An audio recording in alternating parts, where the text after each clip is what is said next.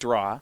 But in a certain sense, I don't care about that so much. In a mono-red mirror, sometimes being on the draw can be advantageous. Yeah, it really depends on how these two players draw against one another, and not just being on the draw, but if one player is on the play and they get out a little bit ahead and they have a bunch of light up the stages that let them capitalize on the fact that they got to start dealing damage first, they can just run away with a game. Whereas if you're on the draw and having to take a more defensive posture, it can be a little difficult enabling some of your card advantage engines. So Frank Skarren started this weekend for 16th place on our leaderboard. He did have, that will be 2 buys, just barely for the individuals, but if he wins this, already with the finals appearance, that's 20 points. 25 will move him up into the conversation. At 20, he's sitting in about 7th place. 25, now he's really up with the leaders. He'll be up with Dylan Donegan, Matthew Dilks, and Austin Collins. Right, and he's just such a consistent player. Every time Skarren shows up to one of our events, it feels like he's always making such deep runs, and it's not surprising at all to see him making the finals here.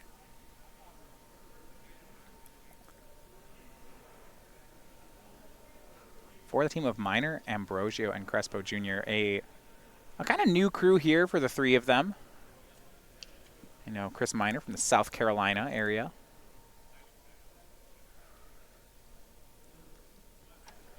And 4-color loam is not the kind of deck that you pick as a meta call. That's something that you have obviously been playing for a very long time, and you know your matchups, and that's why we see him succeeding this weekend. And with Death and Taxes being our second biggest deck here in Day 2 in our team event, at least in the Legacy seat, you know that Chris Minor has faced this at least one other time in the tournament. Yeah, it is so kind of the backstory on this. Right now, the team of Ambrosio and Crespo Jr., both from the New York City area. And yeah, picking up a third from out of state there with Chris Minor. He normally plays with a team, had a good finish with Charlotte Lewis's team a couple opens ago. Currently now playing with them, and a great finish here, looking to get that first trophy. Oh, yeah, absolutely. They are in prime position. The matchups are in their favor. They're on the draw, which doesn't feel particularly great, but the matchups where that would theoretically hurt them the most can end up being so swingy based on the cards in the matchup itself that it's hard to feel like that they're even dogs here. Yeah. That said, all the matchups look good, but their opponents are pretty intimidating here. Yeah, it's hard to say if their opponents are better than the matchups. Yeah. And that would be the concern. As we get ready here for the beginning of our finals, it's mono red mirror.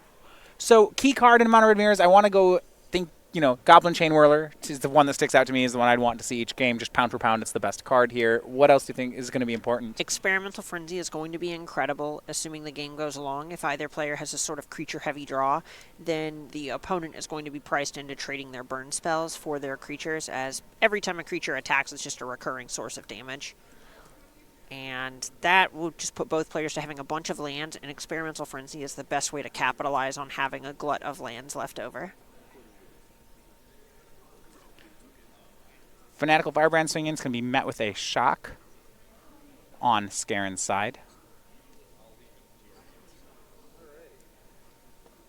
And back over to Frank. Runaway Steamkin as a 1/1. So shock kind of clearing the way for the Steamkin. We'll see if he can survive to the untap with it. Right, and this is what makes a lot of sense. Runaway Steamkin is one of the cards that can just, all jokes aside, run away with the match, because if it becomes a 4/4, it outgrows all of the lightning strikes in the deck. Now, I do want to talk about some differences in their lists. So for Freddy's list, it is the 19 Mountain version with just with a lot of copies of Skewer, with 2 copies of Skewer the Critics, 2 copies of Risk Factor, so it's lower to the ground. For Frank's list, he has 2 more lands, so 21 Mountain decks, so significantly different. No copies of Skewer, no copies of Risk Factor, but a full 4 Experimental Frenzy. And that's going to benefit Skarren in this matchup, assuming that he's able to just get time to get these engines online. Cards like Risk Factor are frightening, but yeah, if you untap with an Experimental Frenzy, that's worth so much more than the 3 cards that you'll get from a Risk Factor. However, going back to the game, Experimental Frenzy is not going to matter if Frank can't get up to 4 lands. So he has the Steamkin on 2, but it's missed lands for 2 turns. It was Viashino Pyromancer and then another Steamkin, and that's going to be really hard. Ooh. As Crespo, for consecutive turns, has cast Goblin Chain Whirlers, each of them eating a creature. And this just puts Crespo so far ahead. He's now up on cards. He's up on the battlefield. Skarren needs to claw back into this game. Yeah, Skarren does find the third land. He passes. Now, an answer here would have been his own Chain Whirler. Doesn't have that. But maybe some Lightning Strikes, some way to answer these can help him be back. The big thing that Skarren wants here is just to get these Goblin Chain Whirlers off the battlefield so he can play a bit of damage control. Skarren knows that his cards are more powerful pound for pound if the game can go long, so he just needs to find a way to make that happen. Right now, back on Freddy Crespo's side. 2 Chain Whirlers in hand, and in play rather, and 5 cards in hand. A lot to work with. Here's Gitu Lava Runner.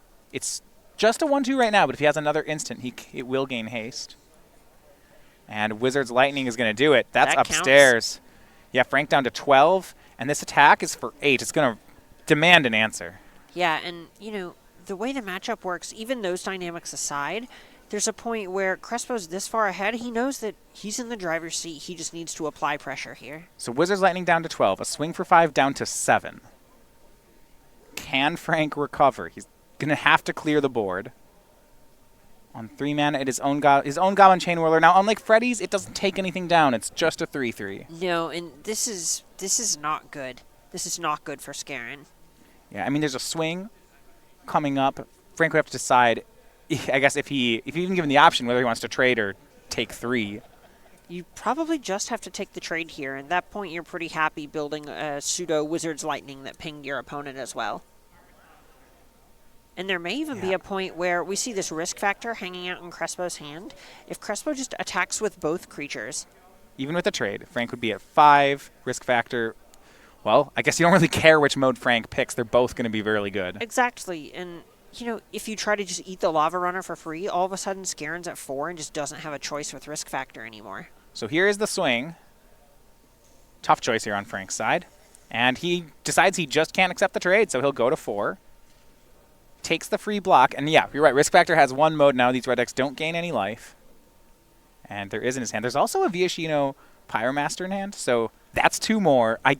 With a resolved Risk Factor, I just don't think it's going to take very long for him to find the last 2 points. Yeah, it looks like he has Mountain, Risk Factor, Experimental Frenzy. And Pyromaster. And yes.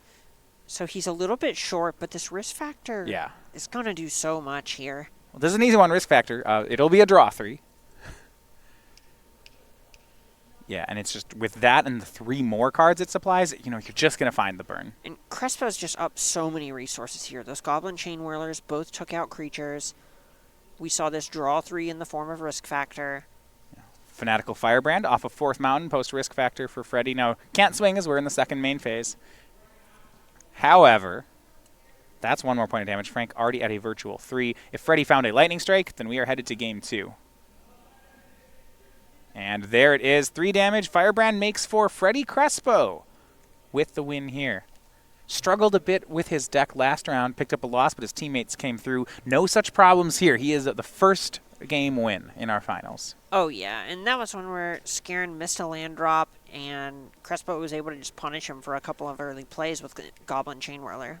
So looking at the sideboard, I want to go back to the land disparity between the 2 decks. Frank is a 21 mountain deck. Freddy is a 19 mountain deck. Now, normally you'll see similar sideboarding in a mirror match, but because of that, I really feel like the players can take different strategies here. Yeah, and we can see that reflected in how different their sideboards are, right? They have these lava coils and fight with fires, and other than that, their lists are pretty different, all things considered. Yeah, so looking at Frank's side, right, he's the bigger deck. He'll hit his land drops more consistently. So I want to start with the 4 frenzies in his main deck. I don't think those are going anywhere. I agree. Okay, so we do that, but now I want to look at other cards. So Lava Coil, Fight with Fire, Treasure Map, Dire Fleet Daredevil, maybe even Fiery Cannonade.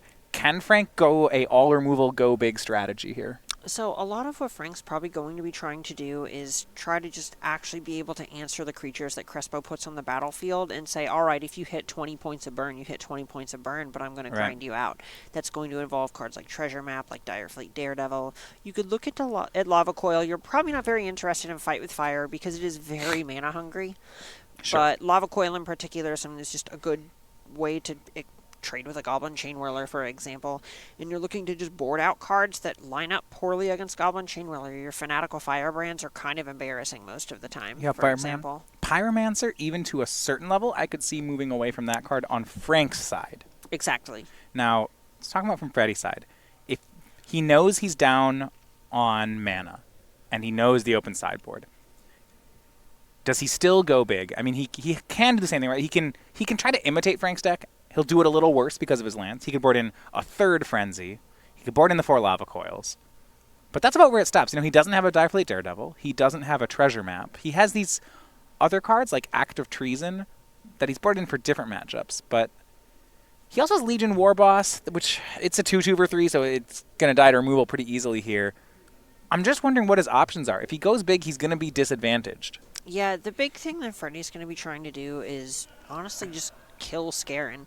You may end up seeing him bring in something to those lava coils that we've mentioned. Experimental Frenzy is going to be strong.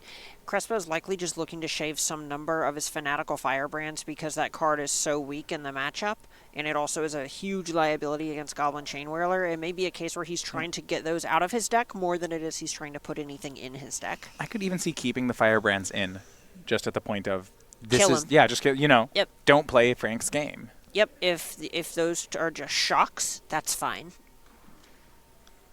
So those of you still watching us on Twitch, it's been quite the weekend here. Glad to have you subscribing to our channel. You can join us in the feature match area with our Twitch subscription program. We'd love it if you could subscribe. Twitch.tv, you get custom emoticons for our channel. You also get to help us decide the quarterfinals. That's how we started with Frank Skarren's team today. You guys voted those ones into the top 8. So twitch.tv/SCGTour. Even before I worked here, that's what ended up making me subscribe. Just the vote? Yeah. I know what magic I want to see. And this number 1 seed team, Rubin, Ingram, and Skarren. Not very many losses in the Swiss. Yeah, they've had a fairly dominating performance this weekend, all things considered. They were X1-1, if memory serves. Yeah, they were 12-2 and drew the last round. That's so right. 2 losses. The only team with that number. And then some close wins actually in the top 8. Came down to a Game 3. Pete Ingram. Actually, both times coming through in the clutch, right? He had a Game 3 against Jim Davis to send him to the semifinals. And closed Game 3 win against Zan Sayed to send them to the finals. He has really been coming through in the clutch. Yeah, and Ingram has been really just... Every one of his matches in this top 8 have kind of been upsets, right? You play this Tron deck because it's good against Izzet Phoenix, and he beat Jim Davis anyway. And then the following round, it was against War Prison, which is also very favored against Izzet Phoenix, but Peter beat him anyway. Now, both Frank and Steve Rubin are 1-1 here in the top 8. Frank helped carry his team to victory in the semifinals. Steve had the win in the quarterfinals. And right now, Steve with the puts a game win on the side for their team, Death and Taxes. He takes Game 1 over Chris Miner. And this is a situation where a lot of the plan of the 4-color loam deck is to kind of lean on the wasteland side of things, the mana denial and all of that, trying to turn off the opponent from even playing the game of Magic.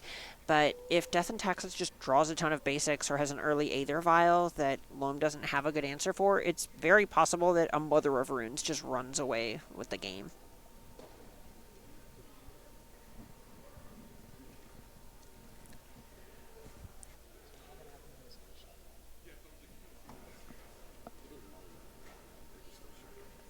Ambrosio and Ingram, that third match, they are still on Game 1.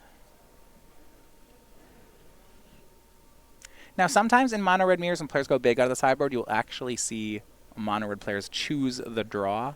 Because of Goblin Chainwhirler being so powerful on 3, I'm not sure that Frank's going to take that kind of line here. Right, that's one where you also know that Crespo is trying to be the aggressor. If you think both players are trying to go big, that's a much more reasonable take because you want to have more removal spells than your opponent. But if you don't think your opponent cares about removal and is going under you anyway, it's much more a situation where Skarren is trying to take the draw away from Crespo than it is that he actually wants to be ahead. Yeah, if enough of his cards are just better pound for pound, he doesn't need the extra card. Just if the game goes long, he'll get that advantage anyway. Yes, exactly. See, no 1-drop from Frank, which is kind of what we expected. No 1-drop from Freddy either, however. Last game was those missed lands that hurt Frank. And his Runaway Steamkin. This is the kind of thing you expect it to get tagged. It does. It's shock. Yeah, you just got to go through the motions with that. The card's so good if it ends up not getting checked that you kind of just have to make your opponent have it. Steamkin back from Crespo. It's exposed here if there's a turn 3 Chainwhirler on Skarren's side. but far weaker. It's Lava Coil and again a missed third land drop from Frank.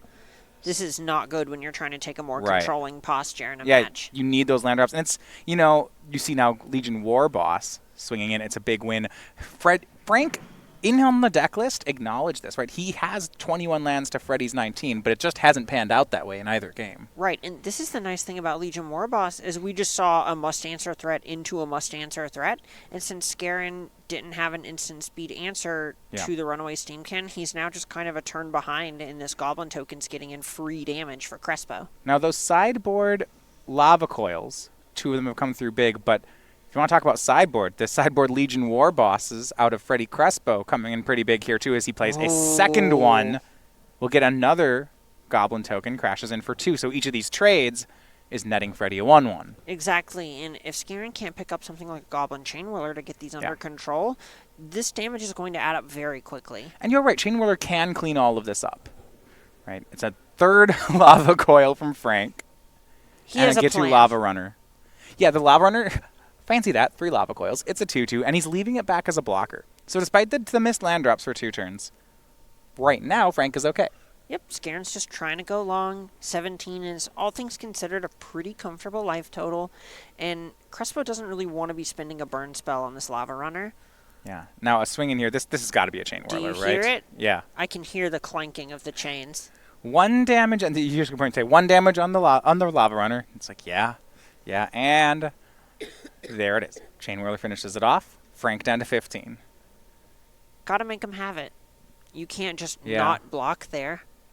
I mean, you can. It is legal. But there's a spot where, what are you doing with your creature if you're not attacking and not blocking? Right. If your goal is to make Chain Whirler a dead card, that's just not going to happen. It's too good of a card for that. Now, this is an interesting one. We were talking about whether or not Frank would go full-on control. Fight with Fire out of the sideboard. That was the one we were unsure of. It looks like it has come in as it answers the Chain Whirler. Right, and if you just have a read that your opponent's going to have a ton of creatures, this is a way to not die. And I do like this, right? It's all hands on deck for removal spells for Frank. We're just seeing every removal spell in his 75. That's true, but there is an issue here where all of Crespo's cards are being worth damage, even though they're dying. Yeah, 2 more Pyromancers should send Frank down to 10. Now, if he has a Chain Whirler of his own, hey, we did it. You're right. That's absolutely true. But even then, Crespo's still just up 10 points in these exchanges. And this was a light up the stage main phase from Frank, and it could not have gone worse. Was hoping to find a land, something to clean up. He doesn't find that, and he finds 2 cards he really just has no time for. It's Treasure Map and Experimental Frenzy. He's down to 5 here. They're both exiled, and he's just not going to cast either. Exactly. This is a spot where Skarren just got the top 2 cards off of his deck to hopefully find a Chain Whirler, but Crespo missing a land drop and passing is so scary for Skarren. Okay. So this is a way that he could end up getting back into this game. We had mentioned last turn that Goblin Chain Whirler was exactly what Skarren needed, and now he's actually getting the opportunity to just mop up the battlefield a little bit. So the top deck Chain Whirler keeps him alive. Oh, that's so much burning Crespo's hand. Yeah, okay, and here's Lightning Strike, Frank to 2. Dunzo. There's just... I mean, he may not have it. They're Lava Coils. I think most of them are. Yeah, here's a Lava Coil. He doesn't have it yet.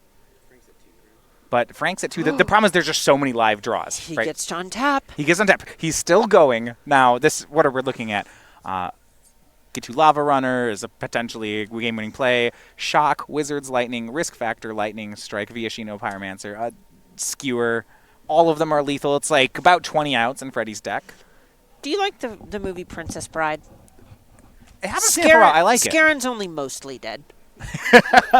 Big difference between being dead and mostly dead. Now here's Experimental Frenzy from Frank. And when does mostly dead turn into dead? Not yet. Mostly Another dead. turn. I've taken 20 years off of your life. How do you feel?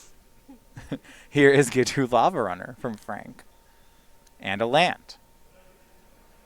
Tracking that says yes, he's played his land this turn. Now, is he going to swing with the Lava Runner is an interesting question to me. He does. Top card's probably a light up the stage that he's trying to enable. It could be. I mean, the other thing is, like, he just needs damage, right? Because Freddy has so many live draws. Now, the problem is when you don't leave it back for a blocker, this kills you, and that's going to do it. You know, if he leaves back the Lava Runner, he doesn't die to that play, but I understand the strategy. I agree with the strategy. I agree. You have to be able to close the game. You have to reduce the number of draws that Crespo has there. Right. By swinging, he gave Freddy 4 more outs, but like you gotta just start cutting off those outs. He's at 2, and so Freddie Crespo Jr. is their first match winner, 2-0 in this mono red mirror. And this is kind of what we expected from this red mirror. It's fast. This is why people play the deck, and the mirrors in particular. Neither player is very good at stopping damage. So we are going to move over to the legacy table, where Frank's team has had some better fortunes. Teammate Steve Rubin did win the first game with Death and Taxes over Chris Minor. As they start game 2, Chris Minor on the play. Remember, if Chris can pull off the comeback here, they will be the champions. They already have that match win. Right, and, we do see one of the main card advantage engines from the Loam deck in Minor's hand right now. We see Dark Confidant, which is going to force something on Rubin's side, and then we also see a Grove of the Burnwillows, which is half of the Punishing Fire Grove combo, which is so strong against Death and Taxes. Now, Steve does have a turn 1 Aether Vial, which he charges up to 1. He eventually can keep the Punishing Fire at bay, right? Mother of Runes can eventually dies to it, but it takes a lot of turns and a lot of mana. Honestly, it only takes 2. You end at the end of Steve's turn, you target the Mother of Runes with the Punishing Fire, untap, get back the fire, finish off the Mother of Runes. Maybe Steve is better served by trying to break that up by Wasteland. He does have 1 in his hand. He hasn't seen Grove of the Burnwillows just yet. It's going to be Wasteland. He'll go straight for the Savannah there.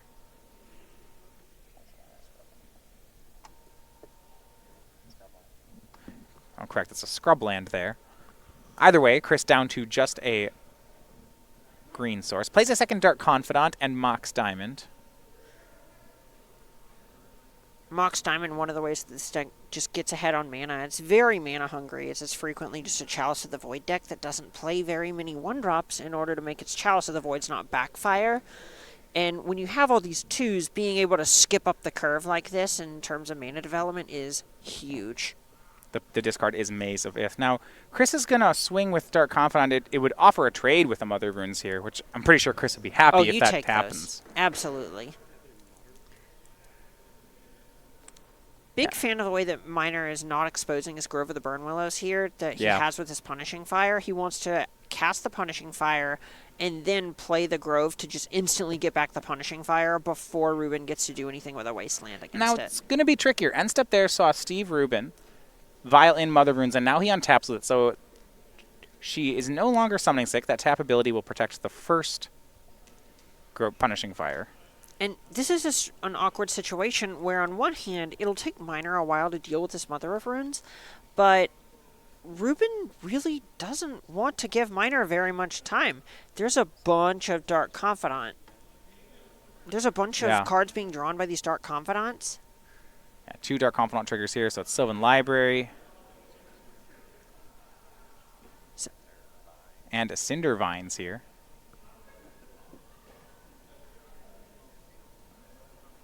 So taking 4 off the Dark Confidant triggers, but he is going to draw them. Cinder Vines is just one of the best ways to be able to deal with things like Batterskull. Now some other good news. Now a win for game 1 of Joseph Ambrosio, his teammate. Minor getting to untap with Dark Confidants multiple times has got to feel like a huge victory. Any deck that's playing Dark Confidant is very interested in being up several cards.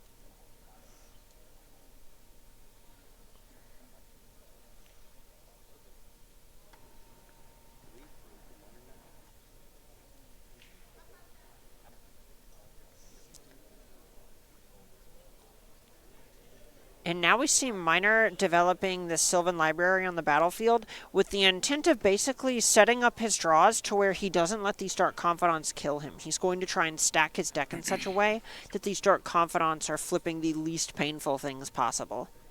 Mother of Runes, a second one from Steve Rubin. This is a big draw. This is a way that Rubin can actually beat the Grove Punishing Fire combo, because now Minor would have to get back multiple Punishing Fires in the same turn cycle.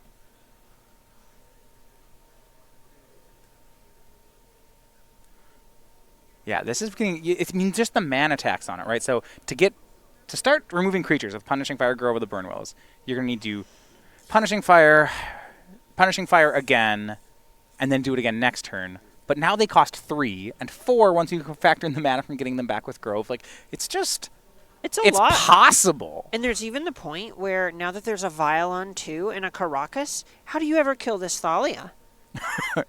Yeah, that seems really difficult. Now, 2 free cards here for Chris. Both were lands off that Dark Confidant, and now he's Sylvan Libraries. He needs to be careful with his life total on all these extra drawing. Normally you see people take 4 off Sylvan Library, but the way the game is shaping up with these 2 Dark Confidants, I'm not sure he actually wants to do that. Yeah, the quantity of cards he has is not so much the issue as the fact that he just needs to actually play all of his spells. Now, what I do like is this kind of reminds me of Sensei's Divining Top back when it was legal in Legacy. You can set it up so the Dark Confidants keep revealing lands here. Is that a copy of Queen Marchesa? Well, he has one on the sideboard. So Queen Marchesa, this is from Conspiracy. 3/3 Death Touch Haste for 4. When enters the battlefield, you become the Monarch. At the beginning of your upkeep, if an opponent is the Monarch, you get an Assassin with Death Touch and Haste. So she's all about becoming the Monarch. Oh, yeah, absolutely. It's just a great grindy option. You're either getting a random card every turn, or you're getting a pretty valuable creature every turn against another creature strategy. Now, here is a great way around Mother of Runes. Liliana the Veil from Chris Miner, -2. Steve has to sacrifice a creature. No protection is going to stop that. And one of the Mother Runes is gone in a very clean exchange. Right, and this is a spot where Miner's going to be pretty happy to just chump block with one of his Dark Confidants if Rubin just goes in with the Thalia here. And it's just so much value, right? This 4-color Loam deck, look at the cards Chris has played. Sylvan Library, 2 Dark Confidants, Liliana of the Veil. He's just burying Steve in cards right now. Exactly. And that's something that we saw Rubin do the same thing to Tan and Grace earlier with Palace Jailer and the Monarch. Yeah. Or becoming the Monarch. But on the other side of things, this is a lot. So Thalia swings in, threatening the Liliana. Chris decides that Liliana is more important than his second Dark Confidant. So goes ahead and makes the chump block. Right, and also there's a point where Miner knows that both of the cards on top of his library are spells because of Sylvan Library, and it's getting to a point where he knows he's up enough cards that he doesn't need 2 Dark Confidants to outgrind Rubin. Yeah. He needs to not randomly die in the middle of trying to cast his spells. Takes 2 to draw life from the Loam that turn, then draws off with using the Sylvan Library. Now, remember the previous turn, he actually picked up Barrenmoor, so he has this cycle land Loam engine going if things ever really, truly get to the late game. Right now, he'll just discard the Barrenmoor to Liliana. Ooh, and it took Steve Rubin's Caracas that basically turned that Barrenmoor into a wasteland. Oh, he has a second Caracas. He still has a Caracas in play, but well, you know, you got to start somewhere. When you put it that way, it sounds less good. Here is Cinder Vines from Chris Miner. This is another card off the sideboard. Whenever an opponent casts a non-creature spell, they take a damage, sacrifice it, basically do a Destructive Revelry, destroys an artifact or enchantment. I see plenty of artifacts on the board right here. And this is just a step-by-step process for Miner where he's very slowly just trying to grind Steve Rubin's resources down. He's now starting to go after his Aether Vials, and then he's going to go after his mana, and eventually Rubin won't be able to play any spells and will be down several cards. Rubin needs to be able to apply pressure, and he's just not. Yeah, we see here in Chris Miner's hand, it is Life from the Loam, Queen Marchesa, Punishing Fire. He's got a 4th card. His land was tapped. Now, this is actually going to be interesting. With Liliana at 2, Thalia attacks. Chris has to decide between Dark Confidant and Liliana. Because that land was tapped, he can't Punishing Fire right here. Correct. That was actually a pretty big win for Steve. Otherwise, he probably would do it. It would tap the Mother of Runes. Is that a Swords to Plowshares in hand? That would be so big. Hold on. If it is, the Liliana is just gone. Both cards are gone. No. In Miner's hand. In Miner's hand. He does have 2 in the sideboard. That is possible. Right, and it's very possible that since he knows Rubin has these Aether Vials, that he's just kind of low on Chalice of the Void in the matchup. Yeah, I'd forgotten that those are in the sideboard because none of his lands actually make white mana. So it's just... The 4-color Loam deck's really powerful. It's mana... I've often heard people say it really needs Mox Diamond every game. Yeah. But an attack, and now Chris decides that Liliana is worth less than the Dark Confidant. He actually lets the Planeswalker go here. Right, and at this point, you when you see Rubin pitching things like extra Caracases, you don't really want to keep it around that much. And now we have a fight. The fight was who could have more value plays, and Chris Miner was winning it by a lot. However, Karn, Scion of Urza for Steve Rubin is pretty good at fighting grindy matchups as well, as it goes up to 6. I don't know about you, but I can't see Karn, Scion of Urza without hearing the arena animations anymore. It's just every card. Every card. Oh, yeah, absolutely. I see the little alchemy circles and the sounds, and you just... For me, the one's still Arclight Phoenix. When one comes back, just... Caw! Yeah. Oh, yeah. Oh, yeah?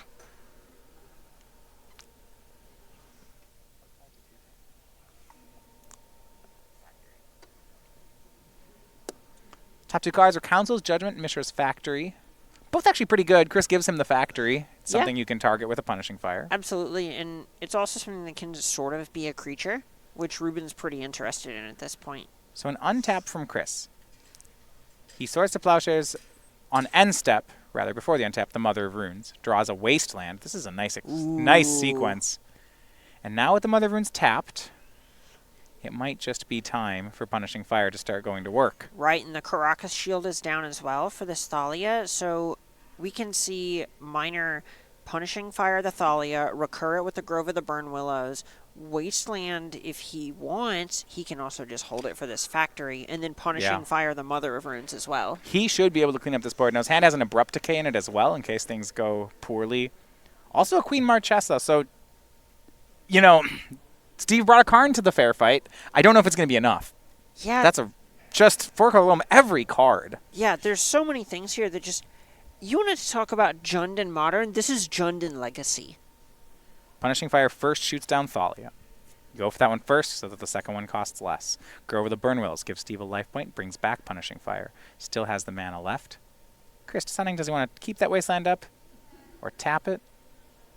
He wants to keep it up. Mox Diamond will be tapped. Here comes Punishing Fire again. This time it shoots down Mother of Runes. Yeah, at this point he doesn't have another mana source to play and doesn't have any 1-drops in his hand, so you might as well just leave up the Wasteland so you don't give Rubin the opportunity to Wasteland it. A swing in from Dark Confidant. Karn is down to 4. And not only, remember with that Wasteland, there is still a life from the Loam as well in Chris's hand, so that Wasteland's going to keep coming back. Exactly, and... You know, Rubin's actually drawn a good number of non-basic lands. Drawing several Caracas here is going to be a big liability. Yeah. Getting rid of those cards out of their utility seems fine. On mana, I mean, Steve does have some vials set up no matter... Even if he gets Wastelanded a bunch, he'll be able to put his cards into play. He just doesn't have that many cards. Exactly.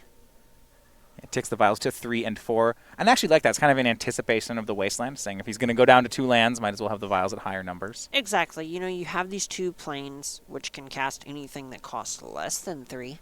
And you've already cast your Karn. Resto and Aether Vial, the top 2. He'll get a third Aether Vial. You know what? You can have it. Steve with an Aether Vial here. Miner very fast on that Cindervine's trigger, already reaching for it as Rubin has tapped the land.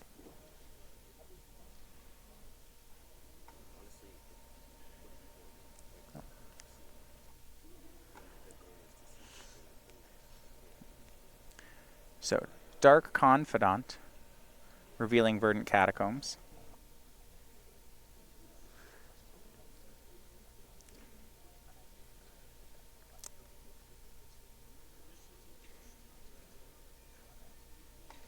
Oof.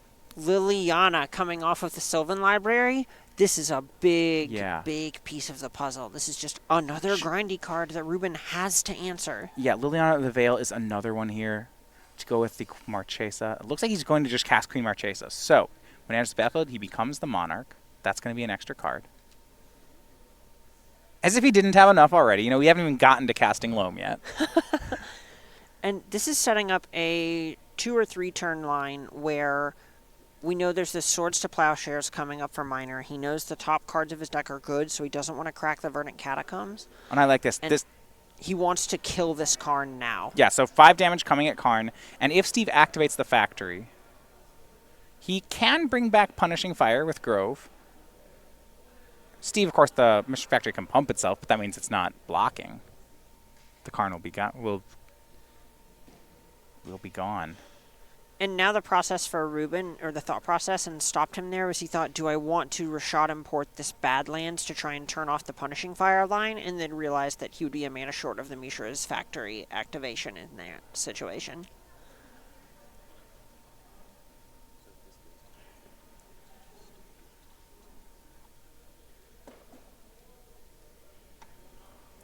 Activate a factory for Rubin.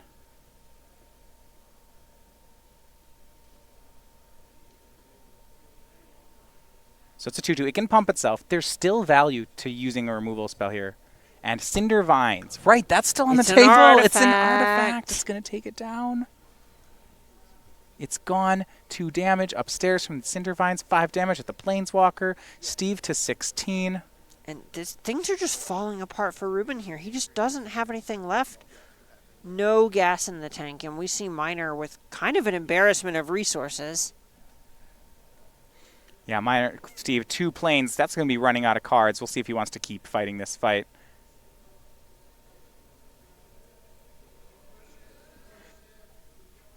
Yeah, and he's going to go ahead and pick up the cards. So Chris Miner getting his team's 4th win. That's going to send them to Game 3. One more win on any of the tables will earn them the trophy. They're so close. So they're going to shuffle for their game. We're going to move over now to Modern, where Joseph Ambrosio is facing off against Pete Ingram.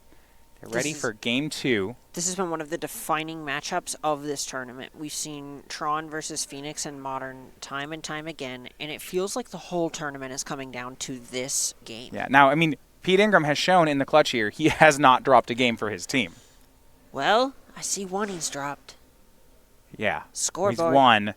Yeah, not a match, I suppose. He's won those Game 3s. Those ones where they've been one game from elimination twice already in the top 8. Exactly, and Ingram really needs to keep that up. So here we go, Game 2 on Modern. Pete Ingram starting off on Faithless Looting. Kind of setting up those fast draws out of, is it Phoenix? He was using those ones. They helped out a bunch against Jim Davis in the quarterfinals. And that's sort of the formula to be able to steal the match, is do something to kind of knock the Tron deck a little bit off balance and then kind of kick their teeth in while they're trying to gain their bearings again. Deciding right now if they want to actually put the Arclight Phoenix in the graveyard just yet, I think, because Relic of Progenitus is a real card that Tron plays. Sometimes you want to... We saw a game in the quarterfinals where Jim had a turn 2 Relic, but he had to pop it, and then a turn later, 2 Arclight Phoenix were dumped. Exactly.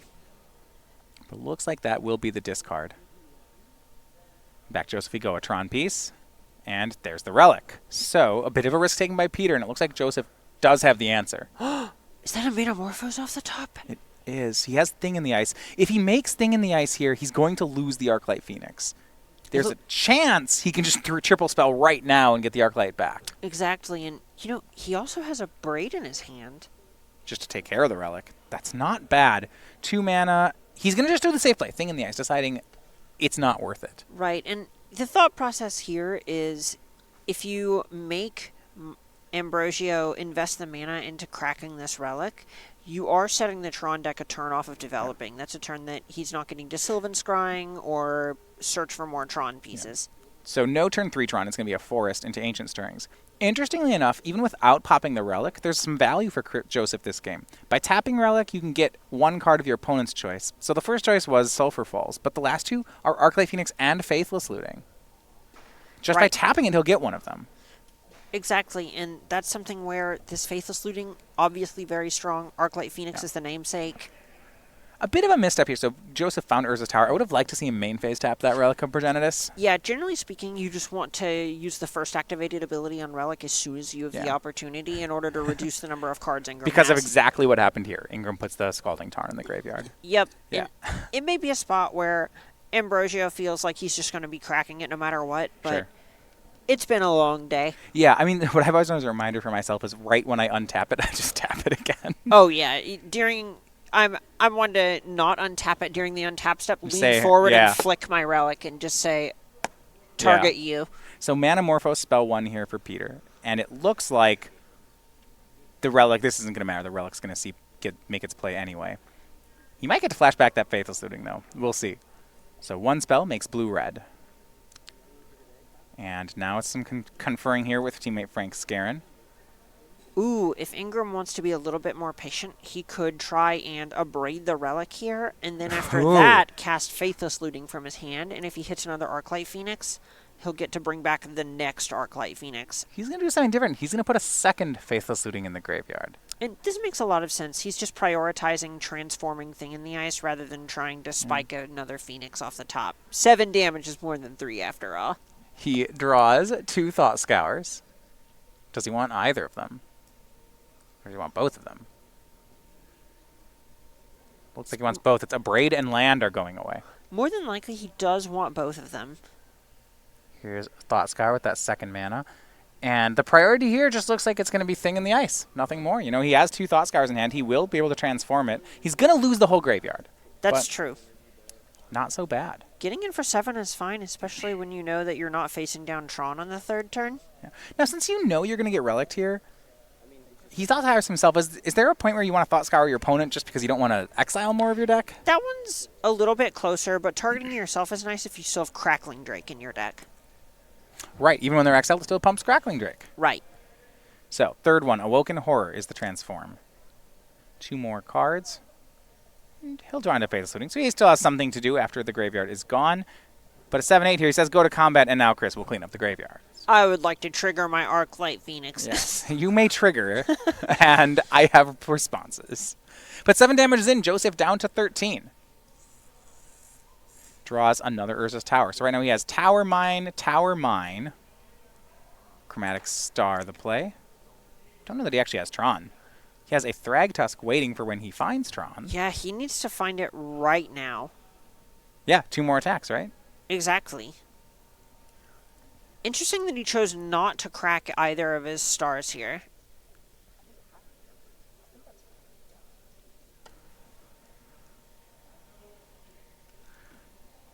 So back over to Pete. You know, he had a lot of decision-making before to set up this line, but at this point, I think this game from Pete's side is pretty simple. 7. Yeah, it's 7, go, 7, go. But, you know, it took a lot of decision to get to that point, but now he made his decision, and now he has to see if it's going to be good enough. Go to my next turn. 7. Yeah. Joseph filtering mana through both those Chromatic Stars. He wants redraws. He needs Tron. He needs an Urza's Power Plant, or way to find it, and he draws it. Oh, goodness. Oh, my gosh. It was there. Did it. And the first one I think it went into Ugin. He has Ugin to go with it, so... Spell Pierce!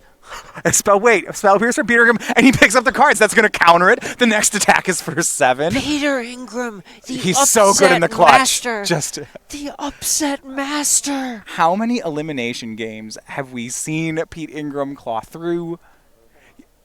Joseph, I mean, you saw on Joseph's side, you know, a lot of excitement there, you know, immediately just like, hey, I drew my 1-outer, I drew the power plant, slam it, win.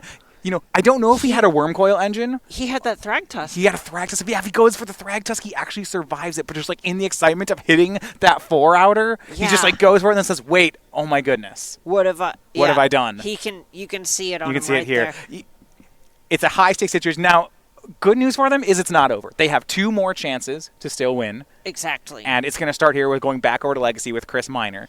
He took game 2. He's going to try to repeat here game number 3. And that last game we saw from Minor was so incredibly convincing that it's hard to imagine that Minor's not just going to go ahead and lock this trophy up for them right here. If he can play the same way, he certainly will. Steve starts on a turn 2, Thalia, Guardian of Thraben. Now, Rubin is on a 6-card hand for this game, so he's down 2 cards. But if he can lock his opponent out, I don't know how much it matters. Thalia is so strong here. This is a situation where we know that Minor's deck has kind of a glut of 2-drops, and so Thalia taxing those, it's almost like a time walk here for free.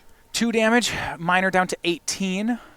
Yeah, I mean, you mentioned before that 4-Color Loam really likes having Mox Diamond every game. We're seeing a Mox Diamond list game here. But for Rubin, it's not great. Look at that. It's a Mox Diamond. He has to pay a mana for it. But you know how bad we wanted one of those, Matthias? Yeah, well, you know, now our mana works.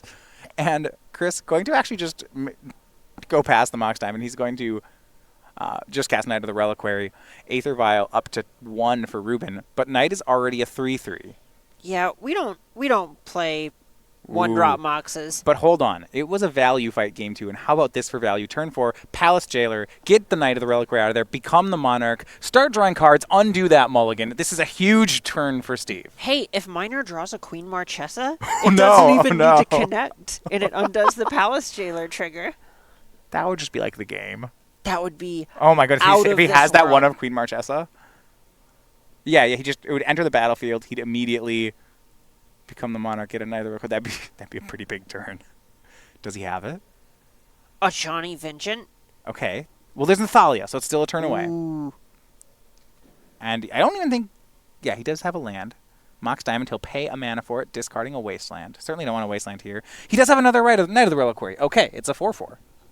A Johnny Vengeant, next turn. Sounds grows. good. But Steve's drawing extra cards. He already started last turn. This is kind of the position that I was talking about with Knight of the Reliquary, just kind of being the biggest creature at the creature fight. Yeah, and it's really hard to do a mana denial Richard Import game plan against an active Knight of the Reliquary. Right? They port you, just sack the land. Oh no. Wait, please. Stop. Not my 7th mana. I love having 6 mana. Now, on Rubin's side, Council's Judgment in hand. He's just picking up more cards off this Monarch. Interesting. He's going for something different. Oh, he has Swords to Plowshares. Okay. For 2 mana, Swords is away. The Knight. It's a 4-point life gain, but that's not really what it's about. Here's 4 points back, so it's a wash. Chris will stay at 15. Right, and we're just seeing Rubin prioritizing this Rashadan port. Yeah. This Monarch token, this Palace Jailer, again, coming through huge for Rubin. Absolutely. This is just such a powerful mechanic. Liliana of the Veil to draw for Chris, but I don't know that he has the extra mana. So it's just Scavenging Ooze that he can make. Now, looking at graveyards, we have removal that exiles, but that's about it. It's just a 2/2, and neither Relic and Stoneforge Mystic piled in. Steve is using these cards to really good value, and they're helping him pull ahead. Exactly. Here, I want you to imagine creatures in the graveyard. And notice how that's only in your imagination and not in real life. This Scavenging Ooze at this point, what do you want to do? Trade with a Palace Jailer? That's not realistic. And at this my point, second Scavenging Ooze will be happy about that. We're likely seeing a sword of some sort, either one from Betrayers of Kamigawa or Darksteel coming. Yeah. Sword of Fire and Ice. This just locks up the Scavenging Ooze dying one way or another. Right, it's that 2 damage for when a creature connects. There are cards that play in Chris Miner's hand. He has Assassin's Trophy, Liliana of the Veil, another Liliana of the Veil. But that because it was an end-step Stoneforge Mystic, the mana's not there. Steve is going to get to connect here. Right, this is an uncomfortable spot where they play, but they don't get cast. Right, so they don't cost more. Stoneforge Mystic can put them to play. The mana is there to do it, and Stoneforge will do just that. Sword of Fire and Ice. He can equip. He has a Wasteland in his hand. Yeah, this is huge. Here's the sword. It's going to equip. I mean, Chris is going to chump block it, right? Because it's dead anyway. So. Exactly. You can't let Rubin draw 2 extra cards this turn. Just doesn't matter. Thalia will pick up the sword. She swings in for 4. Palace Jailer will join on in because that can't be blocked here. Actually, Chris is thinking about blocking the Jailer. Yeah, at that point you might as well. I guess if he's just going to grind through the game with Liliana of the Veil, you have to start somewhere. So you have to think to yourself, do you think this Palace Jailer or a random card is more powerful?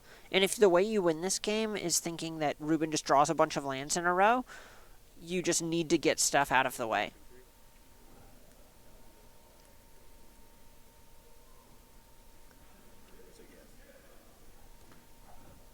So Palace Jailer still on the board here.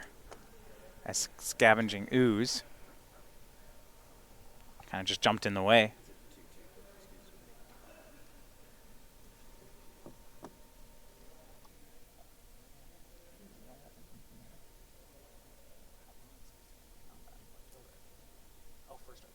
Right, so a bit of a misstep for Chris. So because Thalia has First Strike, the reason it didn't trade is First Strike triggered the Sword of Fire and Ice, and the 2 damage shot the Scavenging Ooze down before damage. You forget about these limited abilities, right? Things like First Strike, and it is a misstep. So Steve I think it was just the wrong block there, and he pays a price for it. Council's Judgment on 4 mana. This is just rude. It's going for the Mox Diamond. You see Wasteland and Port at the ready. Thalia in play. Chris is not going to get to cast spells. And I said they had 2 chances. I think they're going to need the second one. Yeah.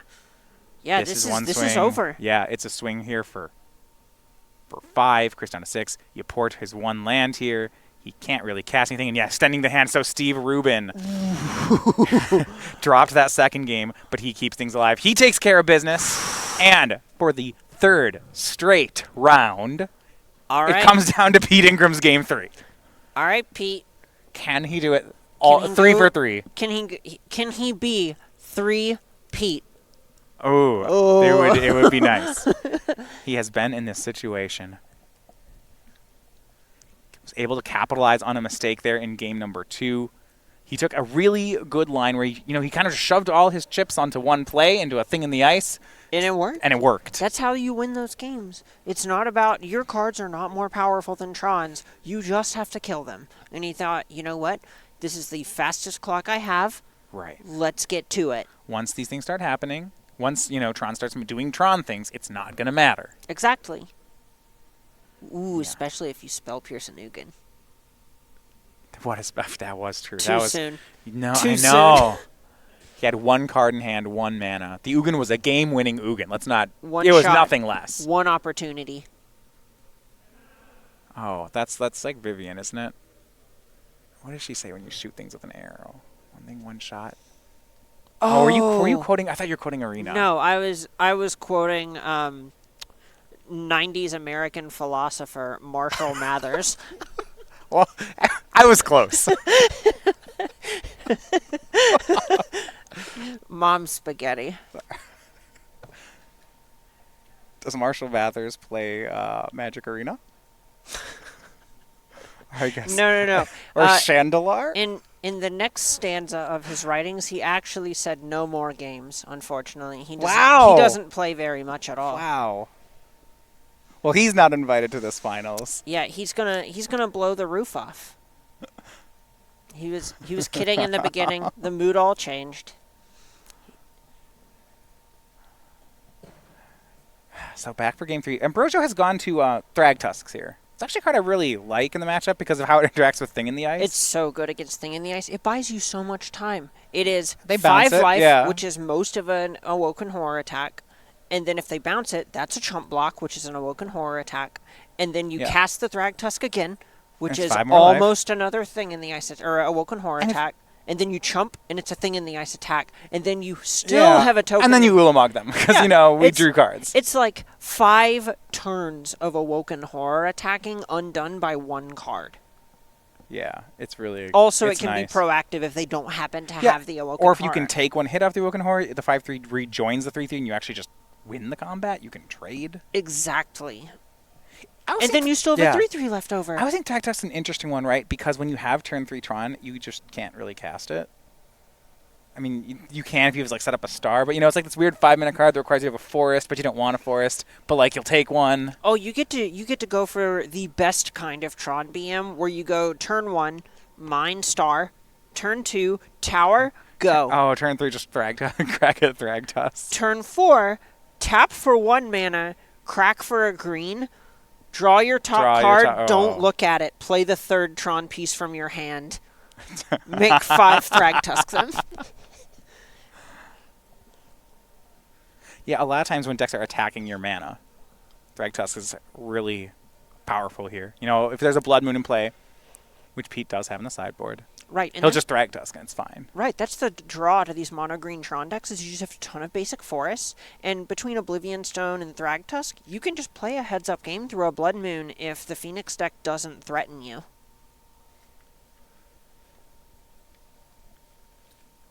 Both players on 7 here for the 3rd game. It is Tower into Expedition map for Ambrosio, and there's a power plant in his hand, so we did it. This is the draw. The ever so difficult turn 3 Tron. He has a Grafdigger's Cage as well in hand in case. He right now doesn't have a window to take a turn off to do it, but you see power plant and a pass. And the thing that looks like Ambrosio is missing here is the payoff card. Right. Yes, we see Relic, Star, Sylvan Scrying, Grafdigger's Cage. Yeah, there actually is no payoff just yet. The nice thing is he does have the star, so he can, say, Sylvan Scrying for a forest to make sure that if he bricks on his turn 3 payoff card and then Ingram has a Blood Moon, Ambrosio gets to keep playing the game. Yeah, I mean, that makes a lot of sense, actually. So you'll get then the mine with Urza's, with the expedition map, but you might not. Was it to do that? Okay, no, you can just play the star. Otherwise, I guess you'd have to like map for the forest and scrying for the Tron piece. Yeah, no, that's not particularly reasonable. You just want to get your Tron piece, play it, star into green, and then if you brick on your payoff card, just go ahead and scrying for your forest. So what you're actually supposed to do is just draw the card in this turn. Oh yeah, I mean right. that's how you make the finals with Tron. We know it's coming. We've seen this before. You know, you could draw the O Stone, that'd be okay, or the Worm Coil Engine, or there's a lot of cards you could draw. Honestly, here that'd be nice. even Thragtusk. Sure, that seems great. Can't quite do the power move we discussed earlier, but you do end up with a Thragtusk, so it kind of washes. Shields are down, Thing in the Ice from Pete Ingram on the second turn. And so you just have to make him have it. You know, Tron does have a fail rate, and you need to kill him while exploiting that fail rate, and that's what we saw Ingram do last game, and he's hoping he can do it again here. I'm going to say they don't always have the Karn, but they always have the Karn. I don't know. When I play against it, they always have the Karn. Draw. It is an expedition map, so he is missing the payoff. He has the 7 mana, but what is he going to do with it? Okay, so now he gets a chance to turn this chromatic star into something. Yeah, he's going to make expedition map. I feel like he's got to get Grafdigger's Cage down now. You know, if he doesn't have the big payoff, like, he doesn't want a big transform double Phoenix turn out of Skarren. Right. Ingram. Yeah, so he makes all... Yeah, he's just going to cast everything. Here's Relic, here's Cage, here's Star, here's Map, here's 3 more mana. Last cards, though, a Sylvan Scrying... and one other. I believe it's an Ancient Stirrings. Well, that one's really good, actually. That should find him the payoff.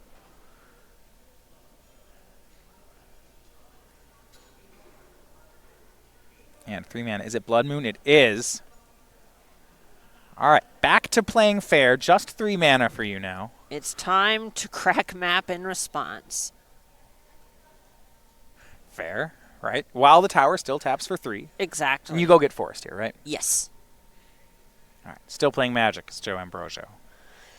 And at this point, you know, 4 lands is not that far away from just cracking an Oblivion Stone.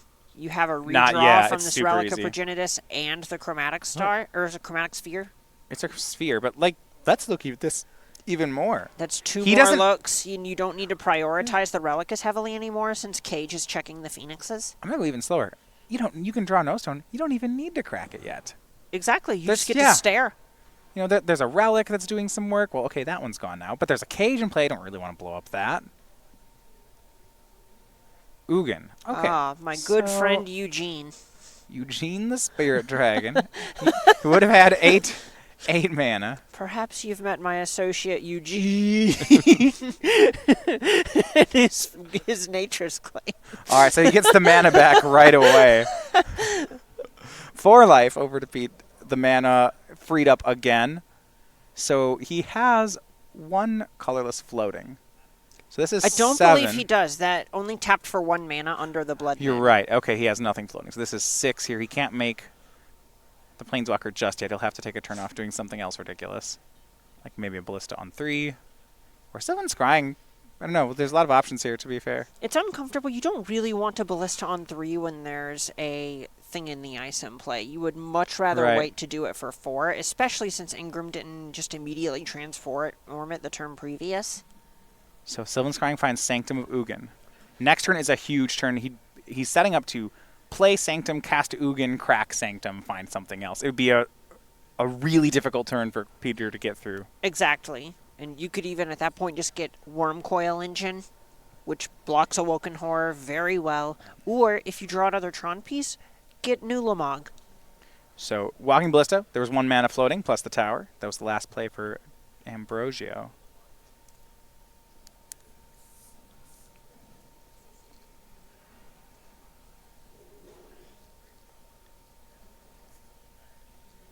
All right, Manamorphose, it's go time. Okay, here we go. Manamorphose to start from Pete Ingram. Now remember, there is a Grafdigger's Cage in place, so it's just...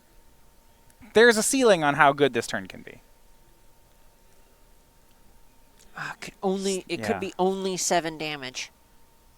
I don't know if 7 damage is enough here. That's a real concern. That's a good point. 3 Manamorphose. So this is reasonable. 3. You know. 3 Manamorphose. We have the 4th one. just transform it. It's got some Arclight Phoenix, but you need to cast at this point. Here's Faithless Looting. This is a spot where you want to discard it and maybe get lucky to try and spike in a Braid on the Grafdigger's Cage. That would be pretty big. Even if Ingram has all of that, there's an Ugin in Joseph's hand. It will clean all of it up. The best draw here is if Ingram can find his other copy of Blood Moon off the top. He has not made a land drop yet, and he has a blue mana in his pool. So if he, say, hits a Blood Moon, plays a land, and then casts the Blood Moon and attacks for 7, if we're being honest, Ambrosio's in a pretty tough spot. So, okay. So here's Faithless Looting. It draws into Snapcaster Rage and Lightning Bolt, so not that. What did happen there is you saw with the last trigger on the stack, Joseph shot the Walking Ballista down to 1 to Pete and then picked it up and put it into his hand. It's just good value. It's just free damage. Now we're resolving the Faithless Looting. Ingram didn't really find the slam dunk he was looking for. I mean, he's got this 7/8, and that's nothing to sneeze at. At this point, he's likely going to be turning a cantrip into hopefully a counter spell, since he has this blue mana in his pool. Yeah, and Ingram does not have Ceremonious Rejection or anything as powerful as that. No, he has Disdainful Stroke. But other than that, he would need to make a land in order to play it.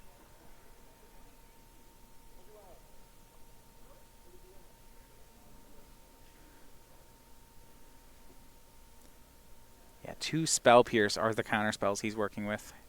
The other pretty ones he registered today were Dispel. Can't really assume he'll board that one in. Oh, you're right. He doesn't have the strokes. Yeah. Back to Joseph we go. This is the turn he'd set up before. Play that Sanctum Ugin he tutored up. Well, it's time. He actually drew Thragtusk. He's thinking about Thragtusking instead. I guess he's really respecting Spell Pierce, isn't he? Oh, we're not doing that 2 games. It's almost like you saw that Pierce happened. You saw game. The look in his face. And he's not doing no. Love it. Thragtusk is fine here. Gains 5, and now he'll replay the Ballista on 2. Up to 18 for Joseph. Yeah, he'll wait until he has 9 mana for that Ugin. And this is just trying to cover bases a little bit by playing this Ballista here. Ambrosio knows that he is in the spot to win this game. He's just trying to not let Ingram put him in a position to punk him out. So, Ingram bolts the Ballista in response, 2 damage thrown upstairs. And you're going to see some fair Izzet Phoenix here. I think we're just going to start seeing those, as you like to say, the Snarethopters, just the 3/2 birds being cast as is. Now, that's going to be a game plan for Pete. But here's the issue I'm seeing. The only thing that's stopping Joseph from winning with Ugin right now is the bluff or the threat of a Spell Pierce. At some point, did he draw it? He actually has. I was gonna say at some point he's gonna call Peter on it, and he actually has to have it, right? Because it'll still win. And the joke is he didn't have it, but now he actually does. Oh my gosh! So Ingram oh my goodness! Ingram is gonna do it again. An attack and Thragtusk blocks. You're making the 3/3. Hold on. There's no way this happens again. There's no way. We should confirm that there is a 3/3. Okay, there is. We have the 3/3s made. Todd Anderson finding his way into the coverage of this finals. This is so gross. If now he finally jams into the Ugin and gets his Spell Pierced, it's just going to be the saddest. Okay, Ancient Stirrings. Great. Okay, this is a start. If it finds a Tron piece, he can safely and confidently cast this Ugin. Ooh, Oblivion Stone is nice. There's an Oblivion Stone. There's also a Ulamog. But I guess he doesn't have the mana for Ulamog. Oblivion Stone is just the safe choice here. Is that Ghost Quarter? That's a land that brings him up to 9 mana. And they bring him up to 10. That would mean Ghost Quarter mean next turn he can safely Ugin with Spell Pierce backup. Right, like Oblivion Stone's okay here, but it is a little scary because that Grafdigger's Cage is the cage is doing a lot of work. Right. His teammates here, you see, they're thinking about taking the Ghost Quarter. That or the Ulamog appear to be the choices. For Ulamog, you'd have to draw a Tron piece to cast it. Now, if you do, you'll probably win. Right, you don't Ulamog's even necessarily need an Ulamog. You just need a land. We have 9 mana currently. Right. And they take the Ghost Quarter. It's really safe. This is great. This I is like a it, yeah. fantastic show of patience. Right, because now the Spell Pierce, next turn he'll have 10 mana. The Ugin will be Spell Pierce proof. It's good patience. Ooh, he's just jamming. Oh, Oh, no, and he's jamming it, and Pete has the Spell Pierce. He Oh picked my it up last God. turn. If you're going to get the Ghost Quarter there, you actually have to respect the Spell Pierce. And yeah, he's going to do it. The second game in a row. Ugin is down. He didn't crack Sanctum of Ugin. He didn't crack Sanctum of Ugin. Oh, he has an Ulamog in his hand. Oh, okay. His last That's why card he's is not cracking Ulamog. Sanctum. Okay, that makes sense. Arclight Phoenix for Ingram. A swing here is for 12. Joseph going to take 10 of it, go to 8. But wait, he has the 10 mana. Tron is going to do the Tron is about to do Tron things. This is one hungry Ulamog. The ceaseless hunger here. And you know, Pete knows what's happening. He's tapping, hey, should I attack with my 3/3? It's like, oh, yeah, we know what that means. Oh. It's Ulamog coming up. And here is the 10 mana Eldrazi, exiling both creatures. Targets? I'll give you one guess, Pete. And a swing of the 3/3. You know, the Sanctum of Ugin trigger missed there, but I don't know that it's going to matter. As Pete takes the 3 damage, down to 14. He does not have many turns left. Oh, he actually had the Spell Pierce. Yeah, oh yeah, he had he had the second Spell Pierce. Yes. Faithless Looting. Yeah, I mean, Spell Pierce is going to be great here. That just doesn't work against... Nothing works against Ulamog. Like, your plan against Ulamog is to win first. It's to not let this happen. He discards Surgical Extraction and land. He just has Spell Pierce. That's not going to do it. And you see from Joseph Ambrosio, a swing of 13. He's going to mill 20. Peter is down to 1. If there's a way for him to deal 8, I don't know what it is, but he's going to take a look. That one's tough. I don't know how he does it. 20 cards there, off into exile. One more draw. They have come down to these game 3s for Ingram in the semifinals, in the quarterfinals. But right now, he might not be able to repeat that magic a third time as Joseph Ambrosio has taken a huge lead here. Pete is down to 1 on this attack. Lost most of his library. Counting out the threats in his deck, just trying to figure out what his outs are at this point. Remember, can't flashback those Faithless Lootings because of Grafdigger's Cage. It's really just the top card. If he can maybe chain some cantrips chain some cantrips into an Abrade at the end of the cantrip line, he might have enough Phoenixes to win. But he does not. That's and it. There's the handshake. Cannot happen a third time. Oh. And for the upset, the 1 seed goes down in the finals, and we have our champions. It is the team of Joseph Ambrosio, Freddie Crespo Jr., and Chris Miner, winning in Modern, winning in Standard. And